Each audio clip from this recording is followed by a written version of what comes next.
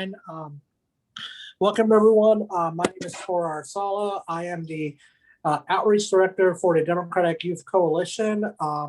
Thank you all for being here today for our New York City City Council District 3 Candidates Forum. And I'm going to go ahead and introduce the leadership team. I'll pass it over to my colleague, Rhea, to introduce herself. Yeah, of course. Thank you guys so much for being here. We're so excited to hear more about your platforms. I'm Rhea. I am our Executive Director for the Democratic Youth Coalition, and I will pass it to Barrett to introduce himself. Thank you all for being here. I'm Barrett. I am the Executive Assistant with the Democratic Youth Coalition. Great. So I will pass it over to Rhea to kick us off. Great. So we are just going to start with going over our organization and our mission statement, and then we will get started with the debate. So the Democratic Youth Coalition is a grassroots student activist coalition of young Democrats who are working to help elect candidates passionate about serving the American public. The youth vote is extremely important, and our work will ensure that the Democratic Party continues to receive strong youth and student engagement. Since this is a Democratic primary, we cannot endorse any candidate in a primary race, but we would like to facilitate discussion and provide a platform for all.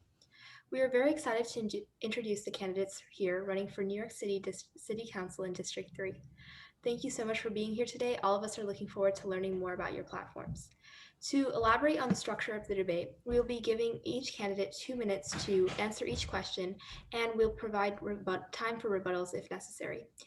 And I will pass it back to Tora to get started. Great. So we're going to go ahead and start in alphabetical order. We're going to start with Mr. Eric Botcher. You have 2 minutes for opening remarks. Hi, everybody. I really want to thank the organizers of tonight's forum for putting this together. Very important. And I want to give a shout out to Alita and Marnie and Phelan and Arthur and Leslie. It's great to see you. I wish we were in person somewhere on a Saturday night, but this is the next best thing, I guess. My name's Eric Botcher. I'm running for City Council in District 3 because our city is in crisis and our neighbors are in crisis. I've been in New York for 20 years. I came here from the Adirondack Mountains, and like many LGBTQ people who came to New York City, I came here to find a place that I belonged. And that's what happened when I came here to New York. And I decided to devote myself to public service, working at the city council as the LGBTQ liaison, working at the state level for marriage equality in New York State. And then for the past 6 years, working here in Council District 3 as chief of staff to the current council member, Corey Johnson. And we, as a city, we've got big problems. I don't need to, we don't even need to go into the extent of the problems. But I believe that this year, when we elect a new mayor, new comptroller, district attorney, borough president, and a new city council, we will not only come back from this crisis, but we have an opportunity to flip the script on many of the issues that we're facing right now and make real progress, lasting progress on these issues. So I really look forward to a discussion tonight about the issue. And I really want to thank you for having me. Great. Well, thank you, Mr. Botcher. Next up, we have Mr. Phelan Fitzpatrick. You have 2 minutes.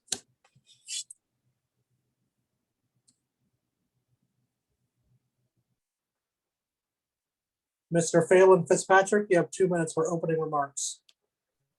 Sorry, I always forget to press the mute button. Sorry, guys. Thank you for inviting me to such an important forum. I really appreciate the work that you guys are doing. And it's nice to be able to attend a forum where young progressive minds can come together and talk to us candidates. My name is Phelan Dante Fitzpatrick. I moved to New York City over 20 years ago. To have experiences that, Black 20-year-old was not going to find in small town Cleveland, Ohio, where I'm from. I have an amazing 4-year-old daughter. Her name is Artemis. I live in Hell's Kitchen currently, and I was raised by a white single mother who worked a few jobs to to support me, and I also had an openly gay Black father that was murdered in the parking lot of a gay bar when I was 19 years old, just a few months before I moved to New York. And my father was a union guy his entire life. He only had one job out of high school, and I was working for General Motors. And it was because of the union that I was actually able to come to New York. They provided me with a $600 a month stipend, which subsidized my living in New York City. That and 3 other jobs that I worked to live in a tiny shoebox apartment in New York. There are a lot of experiences that I've had throughout my life, including racial and homophobic discrimination, that make me feel like I'm a qualified candidate for city council. I think that, because I'm also a small business operator here in the city, I have a unique perspective on what the city really needs right now to get through the pandemic.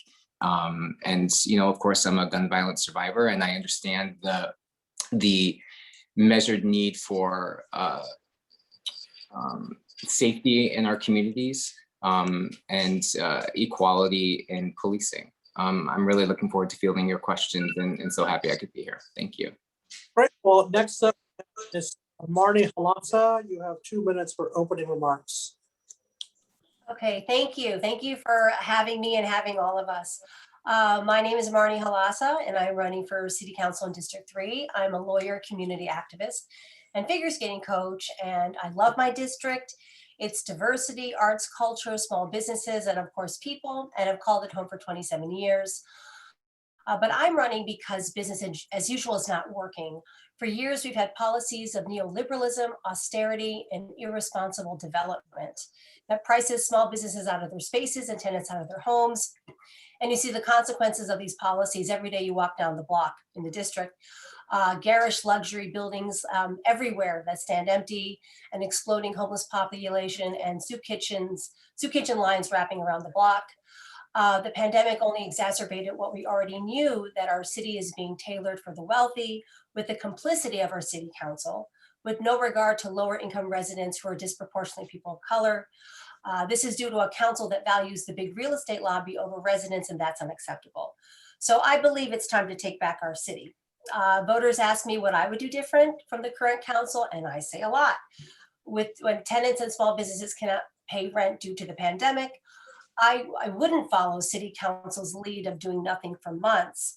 I would offer rent vouchers for tenants and small businesses so there would be no threat of eviction, so they could stay in their spaces. I would also push for an emergency vote on the Small Business Job Survival Act, so small business owners could renegotiate their leases with their landlords.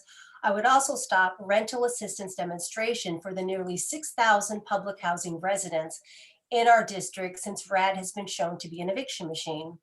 And even though this might be the province of Albany, I would also be pushing to tax large corporations with a 1% tax on corporate income taxes, repealing Wall Street stock transfer tax, and even a 421A tax abatement for developers.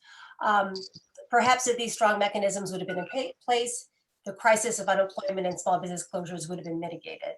But this could also be a moment in history where we could— Your time is expired. Oh, it is, okay, sorry, thank you. All right, next up, we have Miss Alita Lafranc. You have 2 minutes for opening remarks. Hi, that's Alita Lafargue. And I was born and raised here in Hell's Kitchen. I've watched our community evolve over the last 40 years, and from a pretty undesirable red light district to a luxury housing dog park community that has existed till now. I've lived my life in service to my community, from helping my mother create the Manhattan Plaza AIDS Project. When I was just 6 years old, I was by her side, advocating for the people of the 3rd District as a fighter for civil rights and economic justice throughout my entire youth. I'm running for city council because we're facing one of the most challenging times in our city's history. And the pandemic has exposed our city's failure to protect small businesses, create equitable education, and care for our most vulnerable, and to provide public safety. I was raised to know that neighborhood service builds strong, lasting communities. And when I saw the failure to confront this perilous moment, I decided to run. See, I know how it feels to be alone and in need. 20 years ago, I was diagnosed with severe rheumatoid arthritis, and I felt the intense terror of facing a health crisis with no insurance, which I struggled a year to obtain. As a public school mom, I know the inequities that have multiplied during this crisis. And some can afford to hire tutors and send their children to private school 5 days a week, while others, like myself, must watch helplessly as our children fall behind in a failed remote model. Our teachers, principals, and children deserve better. When our city proclaimed Black Lives Matter, I finally had hope that my son might grow up in a world that would respect and protect him.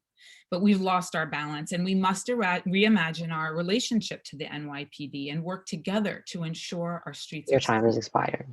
and build community. Thank you. Right, next up, we have Miss Leslie Murphy. You have 2 minutes for opening remarks.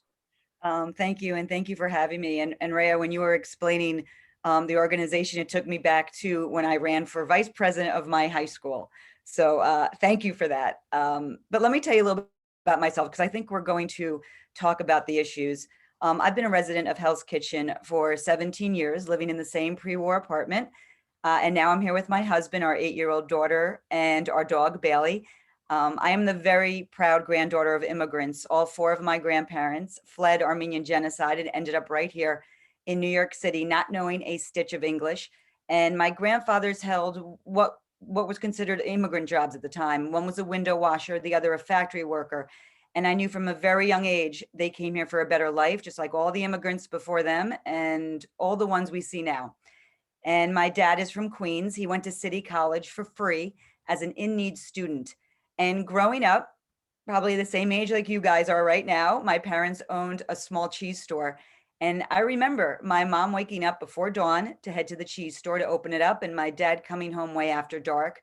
I used to do my homework behind the counter and coming home smelling like blue cheese every day. So you can probably feel sorry for me because I did not get a lot of dates, probably because of that. Well, I like to think because of that. But anyway, that work ethic and stick-to-itiveness my parents passed on to me allowed me to work my way up the ladder of sports television to an investigative journalist traveling the world, reporting on topics like green energy in Denmark and food security in Malawi. And when I had my daughter, actually, so going on assignment halfway around the world was a really, for weeks at a time, was a much tougher sell. So I began to look for opportunities closer to home and get involved and make a difference. And I was elected to the board of my building, joined the Block Association. I worked at the local women and children's shelter in the neighborhood. And now I'm an executive member of our community board. And with each step along the way, I became more aware of the inequity that existed in my own community. Injustice. Your time has expired. Well, thank you very much. I look forward to answering your questions. Okay, and finally, Mr. Arthur Schwartz, you have 2 minutes for opening remarks.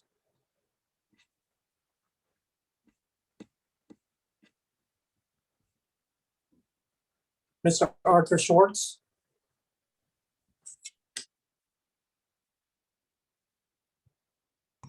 Okay, ready? Sorry, do you hear me? Yes, we can. Okay. You have 2 minutes for opening remarks. I grew up in the Bronx. I'm a 40-year resident of Greenwich Village. I've been a civil rights and labor lawyer for 42 years. I'm a parent of 4 children, aged 15 to 33, and in a wonderful marriage. I have been the district leader or state Democratic committee member for Greenwich Village and Soho since 1995. I spent 24 years on Community Board 2, Manhattan, and was a founder of Friends of Hudson River Park. Since I was 15 at Bronx Science, I have fought the powers that be, and I have earned a reputation citywide as a principled and tactful fighter, in court and out, who is feared.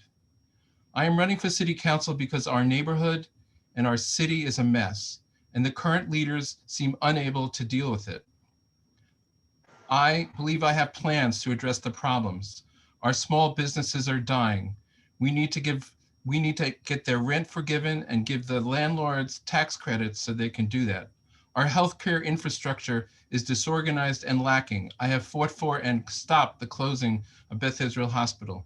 Housing is too expensive. I have a plan to spend $10 billion on capital construction by the city.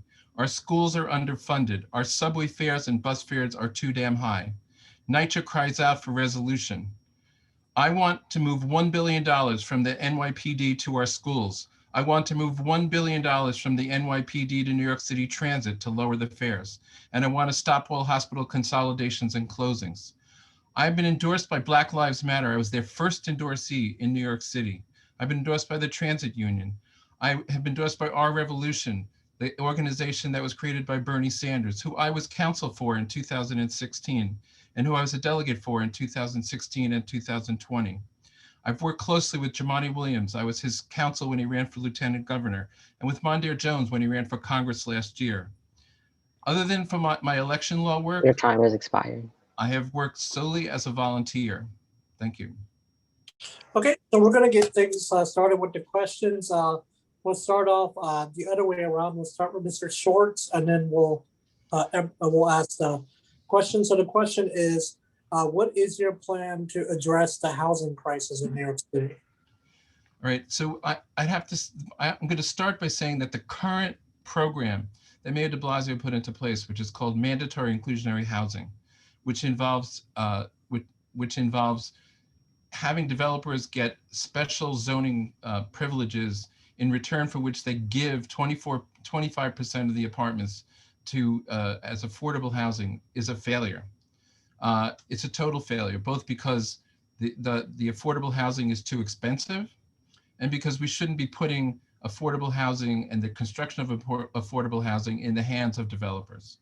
My proposal, which has actually been endorsed also by Maya Wiley, who's running for mayor, is to create a $10 billion capital program to build affordable housing built by New York City that would address the problems, and those apartments would not be determined by local income standards, but by citywide standards. I also support the NYCHA trust proposal, which would create, if it's controlled by tenants, which would create a $20 billion fund to take care of the problems in NYCHA, where 8 to 10% of our population in our city live. I think these programs are plausible, they're possible, and they're needed. And they're particularly needed in our district, which is one of the highest rent and most expensive places to live in the city, and which is the whitest community in entire New York City because it is so expensive, which is shameful. Thank you. Okay, Leslie Murphy, same question for you. Sure, thank you so much. We need more affordable housing across the board. And that is actually one of my top platform points. When we hear affordable housing, it's automatically identified with the very low income band, and that's definitely one important part of it. But we are seeing now in our district, with Billionaires Row especially, the very, very highs and the very, very lows. So we need a range across the board, and we need that balance, because without that balance, neighborhoods collapse into itself. And actually, whoever is the next city council person is going to oversee, along with the next mayor, we have already 2 in process, affordable housing sites. So when people say there's not enough affordable housing, well, guess what? There are a bunch of sites that are going up in our district right now. There's the DEP site and the MTA site. And I want to create affordable housing where you can enable people to live where they work. Why I say that is very important is because people come to our district and our neighborhoods and they can't afford to live here. They come here to work and then they go back to the outer boroughs. That is unacceptable. So I'm also a proponent of something called multi-generational housing. I think it's very important to provide affordable housing to the elderly in a way they are allowed to age in place. And I believe that creating housing that serves 2 low income segments, the very, very young, and then the elderly, is a productive combination. And I think there are great benefits for both. And also, I do want to say when we create these DEP sites, the MTA sites, and actually, we haven't really talked about this, but there is a state prison right here in Chelsea, Bayview State Prison, that has been empty since Hurricane Sandy for years. And I was just talking actually to one of our state representatives saying, what's going on with that? That can be transformed into wonderful affordable housing. And I want to see that transformed into housing specifically for artists, educators, and people in the live performance industry, because those are the people that are inextricably tied to our district. Because we have, I don't know if you know, we Your have time has Broadway. expired. So a lot of those people live in our district and they had to leave because they couldn't afford it anymore. So I want to see affordable income housing just for that segment of the working population. Okay, thank you. Same question for Alita. Thank you. Yes, I think we can all agree that there's a housing crisis, and it's disproportionately affecting people who are currently living without housing at all. And I think that there's an issue within the shelter system that does not put people on a path to permanent housing. And that's something that should be addressed, but I don't think is. I've been dealing with a lot and working with a lot of people who are living currently in shelter, and there's no plan in place to get them on a path to permanent housing. We do need more to secure more units. I think mixed income models are a great way to provide a community with a sustainable model for housing. Because when you have, like, as Leslie was mentioning, a very, very low or very, very high income threshold, you create disproportion in the equity of the community. But when you create a mixed income model that provides housing for several different kinds of, like, for instance, artists and people who work in the community, this is how you build your communities stronger. And we have to figure out ways to get families out of shelters and into permanent housing. Right now, there is a lot of vacancies, including in a lot of these luxury buildings. People are fleeing the city, and I think that creating incentives to real estate and landlords to provide low income, middle income tax abatements for them to bring people in and to not leave their apartments vacant is something that we need to consider as well. Because it makes no sense to have apartments sitting empty and having rents be so exorbitant that you create this illusion that the market is in a place where it is not, in fact. So if we can stabilize rents to a place where people, where it's much more reasonable for people to afford, then I think that we can find solutions for everyone to still remain in the cities where they grow up, in the areas where they work, and Time has expired. okay, thank you. Okay, next we have Marnie Halassa, same question. Okay, so I'd like to stand up for all the tenants that don't have the money to pay the rent now, people who have lost their jobs, you know, people who are super underemployed. So I think the first priority now is, given that we are in this pandemic, is to give really rent relief to tenants, and even actually commercial tenants with rent vouchers. That's really the mechanism. So if tenants and even small businesses cannot pay the rent, the city needs to give them a rent voucher so they can actually pay the rent and not be evicted. You know, so, you know, we need to actually save the people and the businesses, you know, so they're able to stay in their spaces. So we actually have the city, you know, we actually have a city, you know, to live in. And one thing we can do is we can actually pay for this with a 1% tax on large corporations with over 1,000 employees. It's a very small, reasonable tax. It's not punitive. 1% is basically statistically like a rounding error. And so I think that that would be something that would net the city something like $12 billion. Also, I think what's really important is that, NYCHA is the last bastion of deeply affordable housing. In this district, we have 6,000 public housing residents. I believe we need to fully fund NYCHA.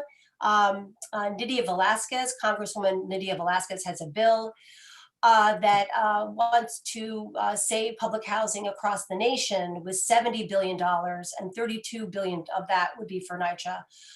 If we could fully fund it and fix it and bring it up to code, that would be, I think, amazing. And when I talk to public housing residents in our district, that's what they want. They don't want to be privatized. Greg Russ, the CEO of NYCHA, they completely do not trust. And RAD has been shown to be an eviction machine. So, they are all supporting Nydia's bill. And then after that, they would support a Green New Deal for public housing because it would give public housing its own funding stream. Your time has expired. Okay, thank you. Next up, we have Phelan Fitzpatrick, same question. It's really amazing to me that that we're still actually talking about affordable housing, because every single decade, affordable housing is one of the #1 topics, yet we don't seem to have a city council representative or elected officials that actually want to do something about it. And that's mostly because they end up in the hands of for-profit real estate developers. We were facing record high levels of homelessness, affordability issues, stagnant wages before the pandemic. So, combined with the pandemic, we really need to redefine what public value of what affordable housing means. To me, Hudson Yards is the perfect example in our district. Billions of dollars wasted on what could have been an opportunity to create real housing equity in this district. I can't afford to shop there, let alone live there. So now that that's been put through, so we're looking at the Hudson River Park Act. This to me is the same sort of abomination that we see every single year. For-profit real estate development. District 3 is full of rich Black history. However, District 3 is also home to marginalized groups, Black people, brown people, poor, who need affordable housing. And yet now we're focusing on spending $70 million of city tax dollars on a beach. And I think that we can all say that not everyone is going to feel welcome at a beach. And I think that our priorities as far as housing is concerned have been backwards for a really long time. We need to take a look at what we spend and why we spend it. And we also need to consider the fact that really nothing has been done for poor Black and brown people in the city, in this district. Rents continually go up. And we have no idea what's going to happen when this moratorium on evictions happens. It's going to happen soon. We're not prepared for it, and we need to put safety measures in place so people aren't kicked out of their homes, and they have a place to live, and they have housing security, which is something that every single person in this city has a right to have. Your time has expired. Okay, Aaron Botcher, that's for your same question. Yeah, I think Phelan pinpointed what I believe is the biggest immediate emergency right now, and that is the moratorium on evictions that's going to be expiring soon. And we've got hundreds of thousands of New Yorkers that are months and months behind on their rent because they were prohibited from working, no choice of their own. They couldn't work, and the government needs to pay that rent. We need to access this federal, state, and city funding and pay the rent so people don't get evicted. Like Marnie said, rental assistance for families going forward. Even before this crisis, many families were just hanging on by a thread, and rental assistance helping them hang on to their homes. It saves money, keeping people out of the shelter system, keeping people in their homes. We've learned that time and time again. One opportunity that exists right now is the glut of distressed properties, hotels, and commercial office buildings. The city should be seizing that opportunity. That is an opportunity to create thousands of units of affordable and supportive housing. We need to harness that opportunity. We also need to crack down on the warehousing of empty rent stabilized units.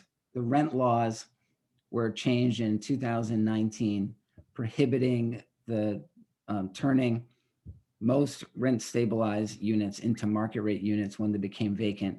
Landlords have chosen to keep them vacant in many instances. So we've got thousands of apartments sitting empty tonight, thousands of affordable apartments sitting empty when we have 80,000 people sleeping in the shelters, men, women, and children. It's wrong, and government needs to step in and put a stop to that. These Your are just time some of has the things expired. we need to do right now. Great. I'll look back over to my colleague to ask the next question. Thank you for your responses. Just moving forward, we will be amending our speaking time to 1 minute, so we have a chance to get to all of our questions.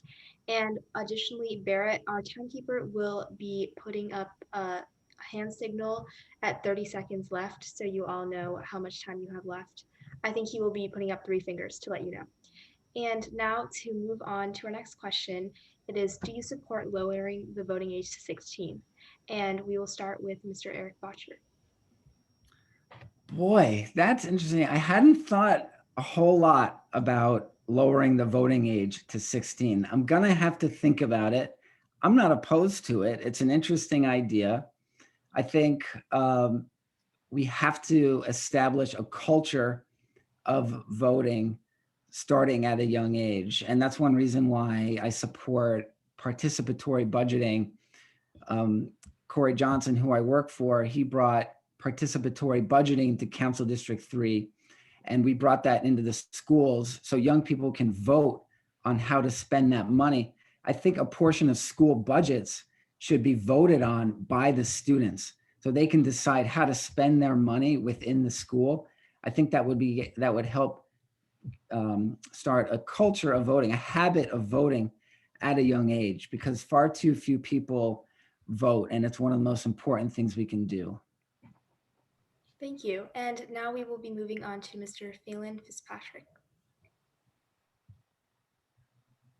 I actually think it's an incredible idea. And I think that, you know, this past year has shown us that young people throughout our nation are really engaged and aligned with our values and what they should be. That's for racial equality across the board. I think that young people really understand things that older people don't because they're just so set in their ways. And people have a very difficult time seeing past their own skin. And I think that this is something that young people have really come to find that this is probably one of the most important social issues that there ever will be. And they're really engaged in this idea that there should be equality under the law, that there should be protection under the law, and that their voice counts. They're really, really smart. And I don't think that we would be taking to the streets to protest against what's happened to Black people in our community if it hadn't been for the younger generation. In addition to And now we will be moving on to Ms. Marnie Halassa.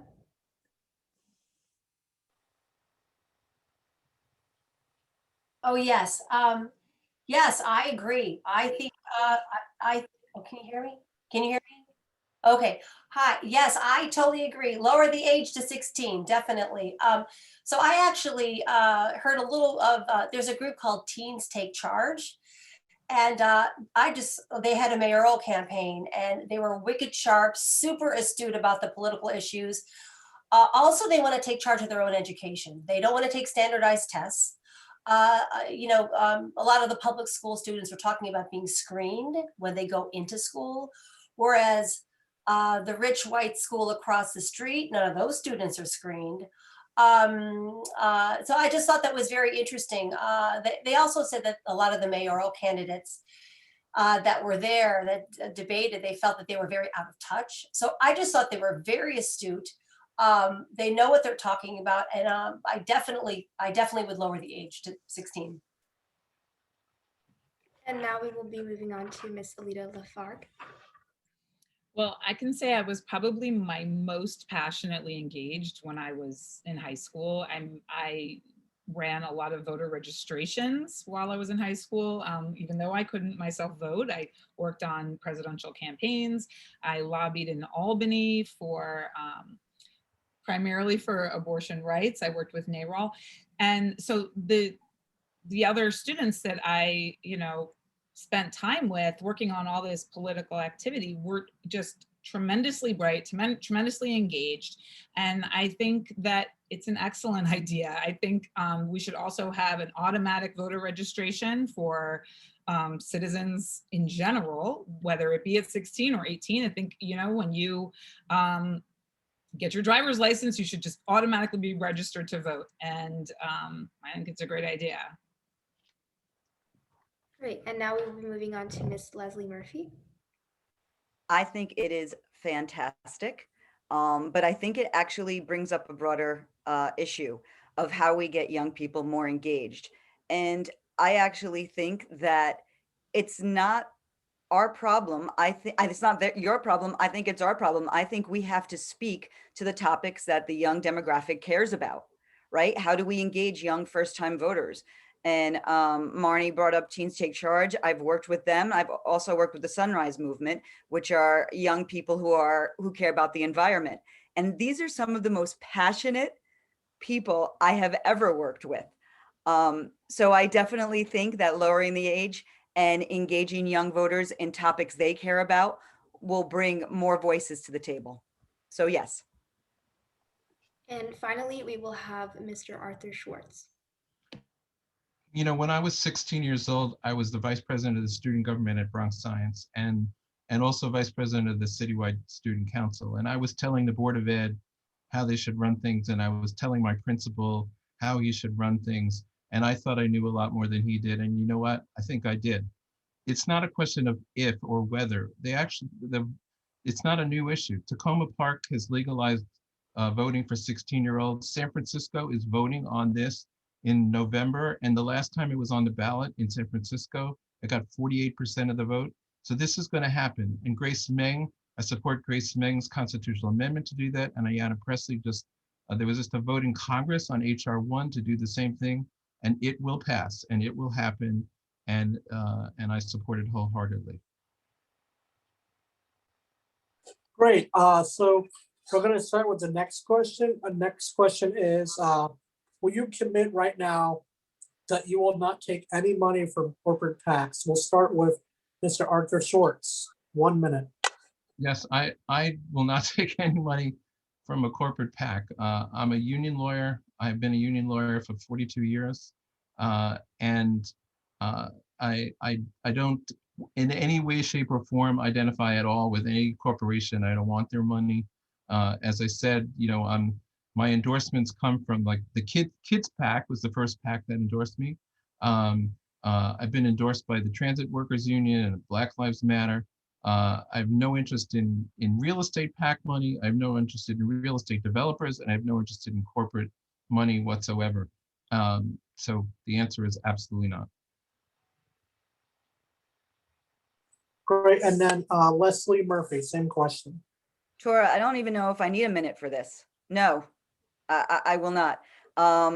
My campaign is a grassroots campaign. I am a resident, like I said, for 17 years, and I'm here to represent the residents. So that is my quick and short answer. No, I will not. Okay, next up, Alita Lafargue. That's okay. No, I don't have many connections to big corporations. I actually grew up in a union strong family. I'm a union member myself, and I'm to a grassroots campaign, and I'm only in this race to help my neighbors, to help our communities. And I don't think taking money from any special interests would be helpful in that effort. So no. Okay, next up, Marnie Halassa. No, I will not take any money from corporations. I also have a very generally small insurgent campaign, so I will not do that. But you know what I think is interesting is this is a time where so many candidates are not taking like real estate and corporate money. I think it's amazing. In 2017, I ran against Corey Johnson, and that wasn't the time. People were taking, a lot of real estate money. What's interesting that you see now is that people took real estate money, and now they're not taking real estate money. But when your career has been predicated on taking real estate money, like Corey Johnson, then when you say you don't take real estate money anymore, it doesn't matter if your career has been predicated on it. So now, just a quick aside, like he's trying to push through his master rezoning plan, which will not give the community any input, and that the mayor is the only one that has final say. And that's a real problem for me. And actually, it should be a real problem for all the candidates. It decimates community input.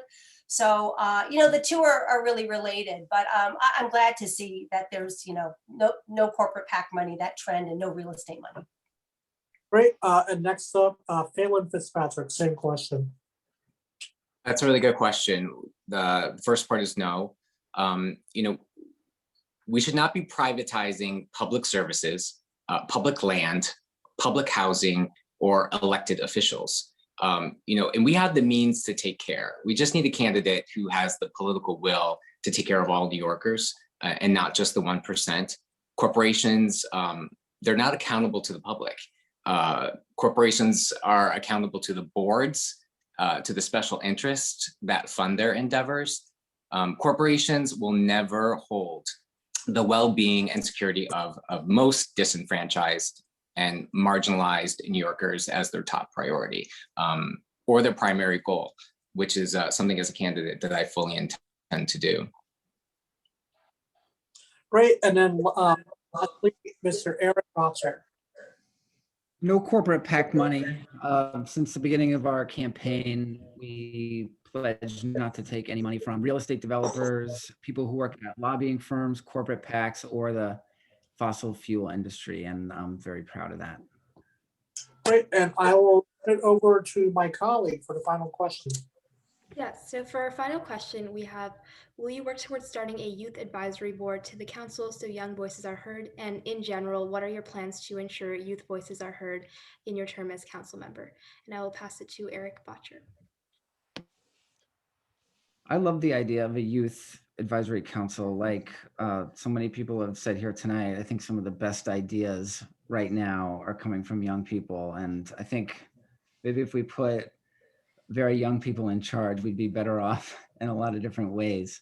Participatory budgeting, I mentioned it before, but I think participatory budgeting is just one example of ways that young people could be given a voice in how the city budget is spent. The council every year has discretionary money that out of the $93 billion budget, $100 million is allocated by the city council. In past, council members single-handedly decided how all that was spent. I think young people should play a huge role in how that's spent, particularly in our schools. I think that would give young people a voice. And I like the idea of a youth advisory council that can weigh in on policy. Land use matters. I think it's a very important thing to give young people a seat at the table. Now we will hear from Phelan Fitzpatrick.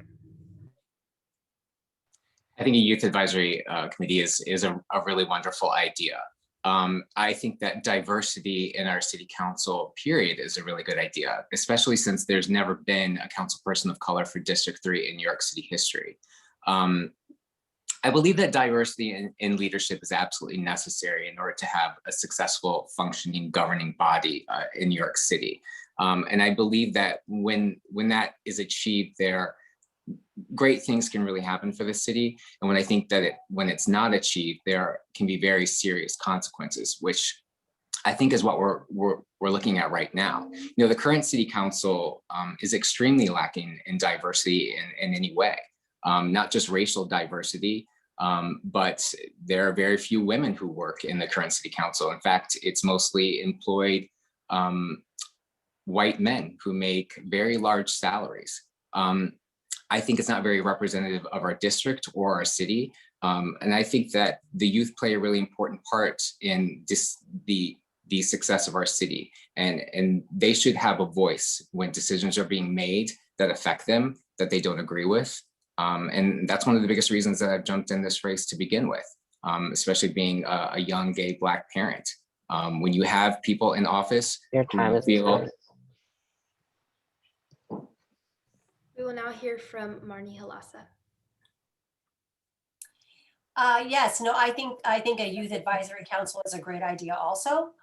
I think if I was advising you guys, I would say that you need to be in positions of power, that your voice should not be just advisory.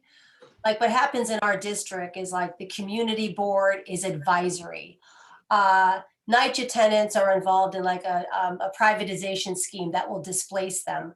But their input is advisory. So, you know, if it's advisory, it actually means nothing. It means it's like political theater. You go, you speak, you know, there's all these rezonings happening all over the city. The residents are screaming against it. And then like, you know, the city just bulldozes and does whatever they want. So I would demand that I would have a position of power, and I would push it on social media. I would, if they don't give it to you, protest their houses, you know, rally, you know, be really fierce and don't be afraid, and really push people and go to those places where it might make you a little uncomfortable, but push them hard, because they're not going to like give up power. They're not going to want to give you power. So just to be ready to take it. We'll now hear from Alita LaFleur.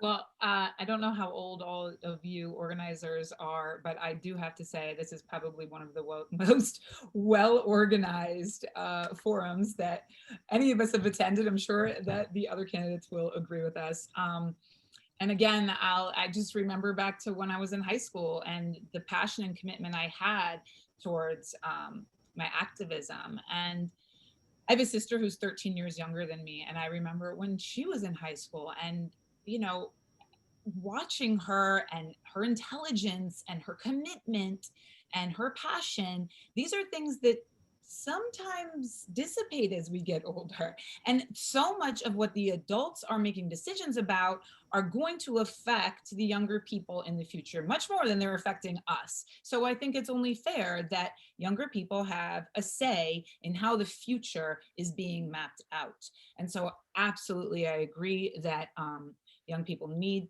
to have a seat at the table where decisions are being made about their futures. I mean, we can see that reflected in how we're dealing with our environment and how terrifying it must be right now for any young person to see how the adults are failing miserably. So absolutely, yes, I want to hear many more voices. Your time is expired. Thank you, and thank you guys. We'll now hear from Leslie Murphy. Thank you. Yes, I'm on the community board here in my neighborhood, and we are, and Eric knows this too, we are actively looking for youth to come and serve on our community board. And I think actually Marnie hit it right on the head. It's not just advisory. We need it in practice as well. I think it's really important to invite youth to give meaningful input into the decision-making process, especially with child serving systems, with regard to everything from service design to implementation, policy and practice. And I think these committees serve as a resource to really any agency or organization, because it's not just your energy, but it's your ideas, it's your viewpoint. It's the youth provides new and exciting ideas. And I think that can take programs in the city to the next level.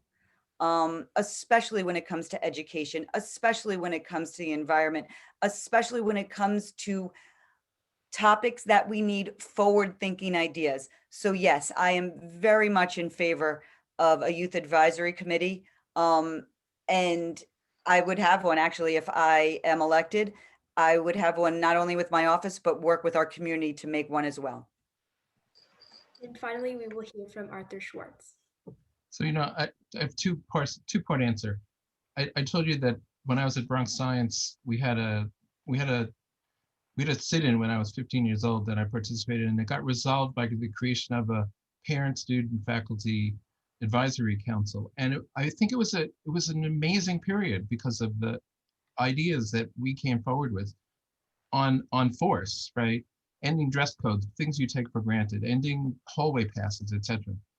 So I totally think it's critical, just like I think the 16-year-old vote is critical.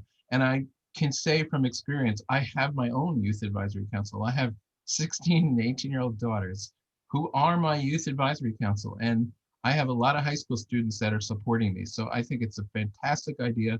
And I will try to expand my family advisory council to include lots more young people. Great. Well, thank you so much, everyone, for joining. We're going to start with closing statements. Due to the time constraint, each candidate will have 45 seconds each to give a closing remark. We will start with Arthur Schwartz with closing statements. This has been an amazing campaign. I've spent 50 some odd years as an activist. I've been active in my community since the early 1990s when I fought to create parks and playgrounds for my young children, when I fought to create Hudson River Park, when I fought to stop inappropriate development in various parts of my community, during the years when I fought to represent in climate change activists, when I fought to stop police misconduct. And here it is, I have an opportunity. I am, for the first time in my life, I've been a district leader as a volunteer for 25 years. For the first time in my life, I think I can take all of those lessons I've learned, and I have walked the walk. I'm not proposing to walk the walk. I have walked the walk, I've talked the talk, and I think it's time for somebody with my experience. Your time has expired. And my passion to be the city council person for this district. Thank you. Leslie Murphy, you have 45 seconds or less. Thank you. Thank you for having me. I'm running as a mother, a wife, a daughter to small business owners, a reporter, an organizer, and a longtime resident. And you know what? I want to switch it up here. I was going to give you a statement, but I want to thank you for having this forum because I think what you're doing is important and unique. You are having candidates listen and responding to the concerns of young people, which is a group we want to engage in our political system. And not only are you doing that, but you're creating political socialization. And this is about something just as important. You're teaching, it's not just being engaged, but you're also teaching young people civil discourse. Because now when everything is a tweet or a post or a TikTok, these conversations, especially with adults and young people, are sorely needed because I think it takes us beyond the rhetoric. So I have a background as an Emmy-winning investigative journalist, spending over 20 years traveling the world, working to find solutions. Your time has expired. Okay, Well, so you know what? This gives me the unique experience to bring people together, and that includes young voters. So thank you so much for having me. okay, so well, our next candidate is Alita. You have 30 seconds or less. Thank you so much for having me tonight. I am here running because I care about our community. I want to be sure that our neighbors are being represented in a way that is equal and provides equity for our schools. And as a woman of color, as a single mom to a little brown boy, as a person who suffers from a chronic disability, I have a viewpoint that I think many others share and have never had a representative that could speak for them and advocate for them. And I think that's what makes me unique to this race. And I'm excited to have the opportunity to serve my city. Great, and Marnie Halassa, 45 seconds, closing statement. Okay, I had something prepared, but I'm just gonna say what I think. I think one of you should actually run for office, and if you do run for office, I will help you. But the one thing I really want to tell you guys is that the system is so rigged. What I've seen, it's like mind blowing, and it's gonna take somebody like you, people who are young, who are not part of any machine, who have like new ideas and fresh ideas and, you know, can think outside the box. It's really, the future is for you to, you know, become politically engaged and run for office so you can change things, because, you know, the incumbents do not want to give up power. I mean, there's a book by Bill Moyers that talks about how the incumbents never do anything really to improve people's lives. It's really to hold on to power. And Your time is expired. the path is for you to come forward. Thank you. Great, and Phelan Fitzpatrick, 45 seconds. You know, if you are Black or brown, LGBTQ, or now in Asian residents who is facing, you know, crimes against you for who you are, there's just so many of us who don't feel that they have a voice, who aren't being taken care of, that their worries aren't being considered. And I think it's our responsibility to include all community members into conversations about the well-being and maintenance of our city home. You know, I want to be the candidate that builds the political will to make the transformational changes that are needed to demonstrate to the most vulnerable here in our city that public services and public servants are here to help and not just to serve their own interests. And I think I can be the candidate that can be a representation of all of these things and these people. And I will do my best to keep very high standards to show a good example for my daughter and for all of our children in New York City. Great, and finally, Eric Botcher, 45 seconds, closing statement. Thank you so much for having this forum tonight. Alita's right. Of all the forums we've done, I think this is the one that like was run the best. And I've actually watched a lot of the mayoral forums, and you should all know that this is run better than most of those as well. The young people are just really incredible right now. They're a huge part of why Donald Trump was defeated last year. And it's why I believe that we're going to be okay as a city with the young people as part of this. And all of us are united. Everyone here tonight, we're all united in a determination to save New York City, make New York City succeed, and make transformational change. I really want to thank you for having us tonight. And I want to thank my fellow candidates for being here tonight. And I look forward to hopefully seeing more of you in the weeks and months ahead. Well, thank you all so much for answering our questions and joining us for this debate. And we wish you the best with your respective campaigns. We will be putting more information to learn more about other events that we are hosting. We hope to see some of the other audience members there. And again, thank you so much. If you have any questions, feel free to stay after and we can answer them. Thank you, guys. It's been a pleasure. Thank you. Thank you. Thank you. Have Thanks, a good night. guys. Thank you so much. I have to run and put my little boy to bed, but thank you so much for the time. Good night. Night. Barrett, I have to say you were the kindest timekeeper we've had at any of our forums. I'll just say that right now. We usually get yelled at. Thank you. Thank you, Leslie.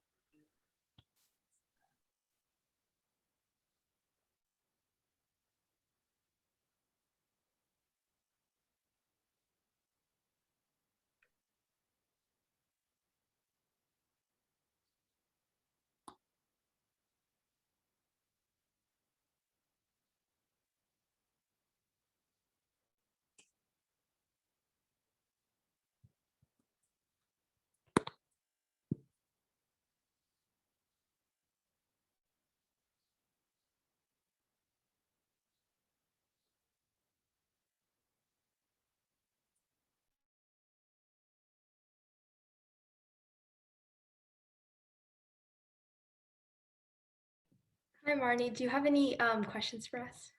I just wanted to say I really enjoy this, and you guys are really impressive. And you know, again, when I saw that Teens Take Charge mayoral forum, I was blown away by those teens because they knew the issues so well, and they knew also how to advocate for themselves. So I think it would be really interesting if like